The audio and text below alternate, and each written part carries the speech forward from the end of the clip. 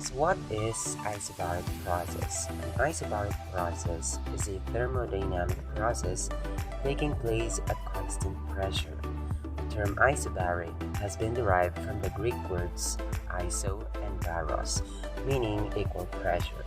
As such, the constant pressure is obtained when the volume is expanded or contracted.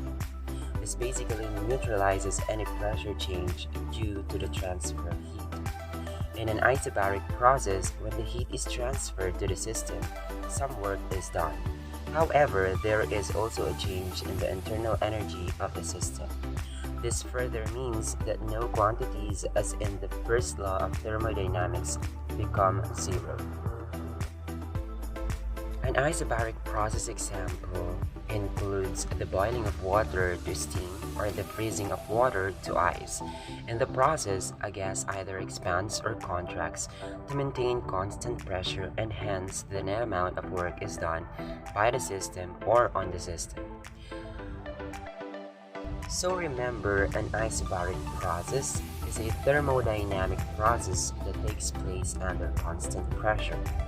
Temperature, volume, and internal energy are not constant in this process, even though the pressure is constant. Is there a change in volume during an isobaric process? Yes, during an isobaric process, there is an increase in volume. Is there a heat transfer during the isobaric process? Yes, heat enters the system during an isobaric expansion process. The system uses some work of the heat to work on the environment, while the rest of the heat is used to increase the internal energy. There are two types of isobaric process. First one is isobaric expansion. During an isobaric expansion process, heat that enters the system. Part of the heat is used by the system to do work on the environment. The rest of the heat is used to increase the internal energy. For example, of the isobaric process includes the boiling water to steam or the freezing of the water to ice. In the process, a gas either expands or contracts to maintain constant pressure, and hence the net amount of work is done by the system or on the system. Second one is isobaric contraction. This refers to when there is a decrease in volume accompanied by a rise in temperature. Pressure remains constant in both these cases.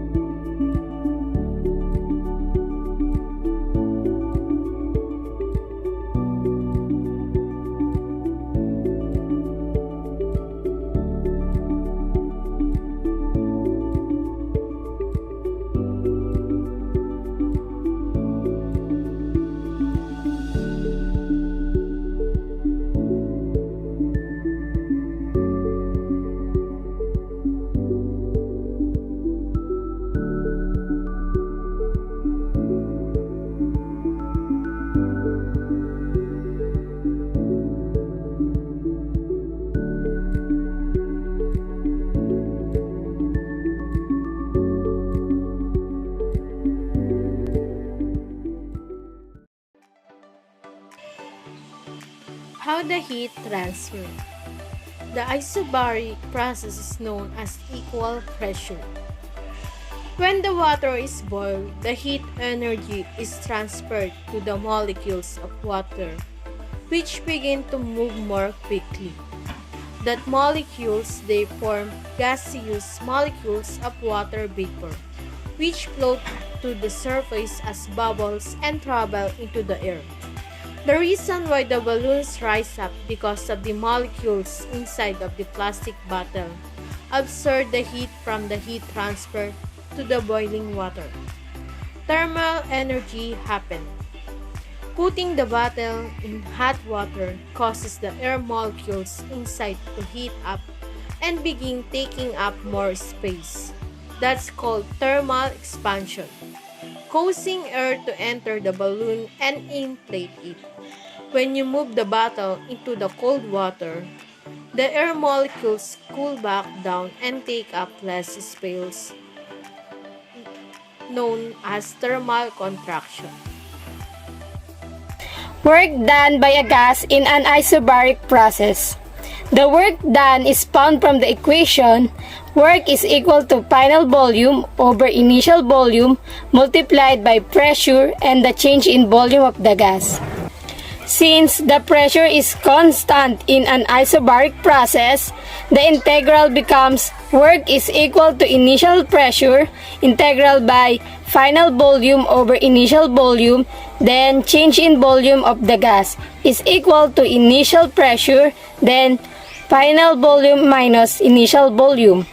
So the final is work is equal to P delta V.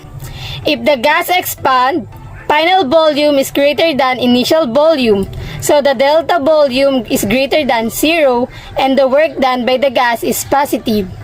While when the gas is compressed, the final volume is less than by initial volume, so the delta volume is less than 0 and the work done by the gas is negative.